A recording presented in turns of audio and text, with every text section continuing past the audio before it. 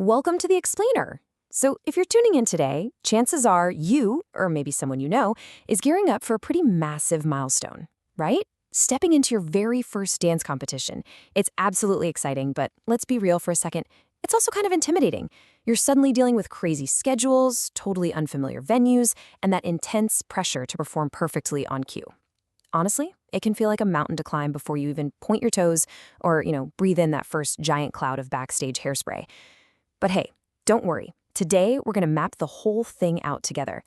We'll take all that unknown territory and turn it into a clear, totally navigatable roadmap so you can just focus on what matters, your performance. Okay, let's dive into this. Here's our game plan for today. First, before you go, logistics.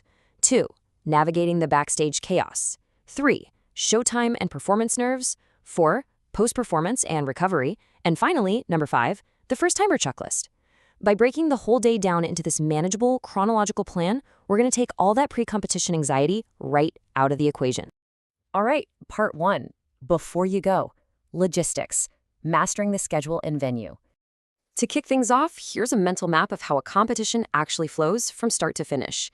Now, every event is a little bit different, sure, but this overarching structure, it's remarkably consistent across the board.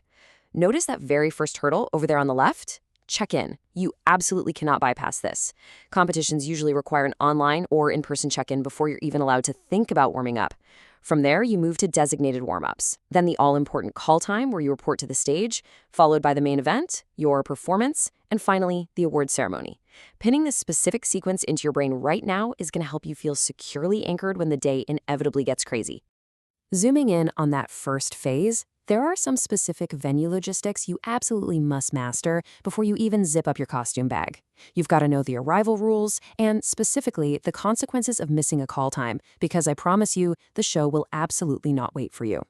But beyond just the clock, think about the physical space. Where are we parking? What are the public transit options? Are there actually designated changing areas? I really want to warn you here. First-timers almost always underestimate travel time and the sheer amount of time it takes to set up backstage. Trust me, you do not want to be sprinting through a maze of convention center ballrooms in half-done makeup.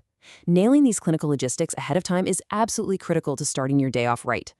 Moving on to part 2, navigating the backstage chaos, finding your grounding. So, as you move from that quiet lobby into the backstage area, the energy is going to shift dramatically. It gets loud, it gets busy, there are rhinestones and boomboxes literally everywhere. It can feel downright chaotic at first. And this brilliantly illustrates one of the biggest shocks for first-time competitors, the warm-up. Your expectation might be that you'll have all this unlimited space and time to practice freely, just like you do in your comfortable home studio. But the reality?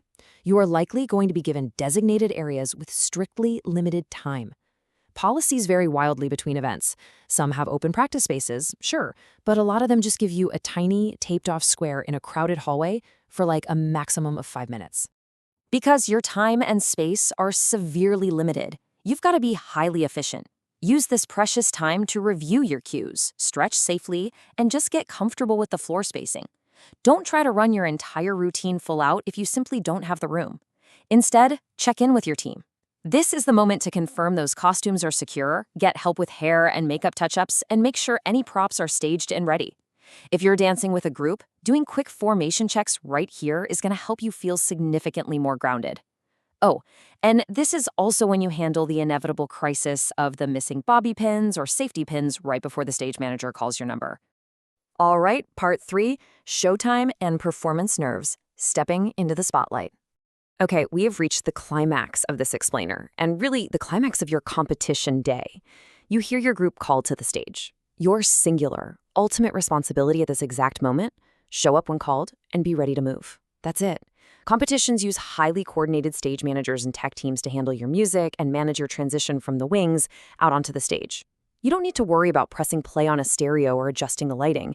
No, your only job is to familiarize yourself with where you enter, hit your mark, and know exactly how quickly you're expected to be set in that opening pose. Now, of course, knowing your job doesn't mean your heart won't be pounding out of your chest. It is totally normal to feel a massive spike in stage nerves right as you wait in those wings. To counter that adrenaline, try this brilliant, actionable 3-part pre-performance routine to ground your nervous system. Step 1, take deep, regulated breaths. Step 2, use a quick focus cue. This is a neat mental trick. Just picture the very first count or the very first physical movement of your routine to lock your brain entirely into the dance. Step 3. Commit to the choreography as if the audience is already cheering for you. Once that music starts, trust your muscle memory and just go for it.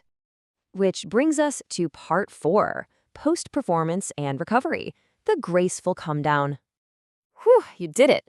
The music fades, you strike your final pose, and you exit the stage. Now the adrenaline really starts to wear off. After you dance, you'll head back to the waiting area while the event keeps rolling.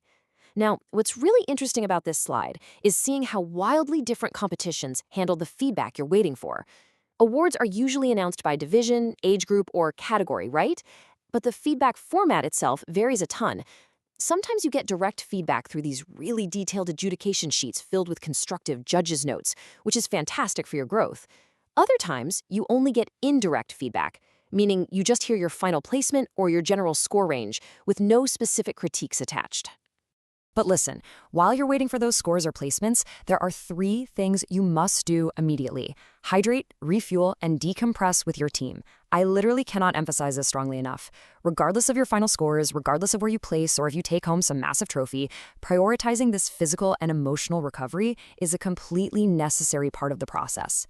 Your body just went through a massive stress response and a huge adrenaline dump, so drink some water, eat a healthy snack, and just take a moment to breathe and celebrate with the people who helped get you there. Let's all take a deep breath and just remember this. Your first competition doesn't need to feel perfect. It needs to feel manageable. Keep this in the back of your mind throughout the entire day. Today is not about achieving absolute, flawless perfection on a stage you've literally never stepped on before. It is entirely about learning the emotional rhythm of a competition. It's about learning how to handle the strict timing, the lightning-fast transitions, and that wildly unique environment of backstage chaos. Give yourself the grace to just experience it and learn from it. Finally, part 5, the first-timer checklist, final preparations.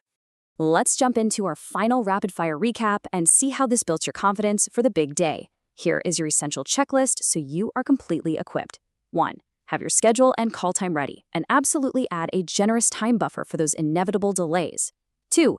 Pack your costume items, hair and makeup supplies, and crucial backup essentials. Yeah, we're talking safety pins, bobby pins, and extra tights. 3. Double-check that you have the correct shoes and any required undergarments for quick changes. 4. Ensure your music or tech requirements are sorted, especially if the competition requested digital submissions ahead of time. And 5. Have a concrete plan for hydration and snacks between your rounds. Preparing these logistics in advance completely replaces all that anxiety-inducing guesswork with total, empowering clarity. And that brings us to the end of our explainer. We've mapped out the venue, we've tackled the chaotic warm-ups, we've managed those stage nerves, and we've got our ultimate checklist packed and ready to go. So ask yourself, you know the steps, you know the schedule. Are you ready to take the floor? It's time to shift that mindset from fear to sheer excitement, because your debut is going to be an unforgettable experience. Trust your training, lean on your team, and go out there and shine.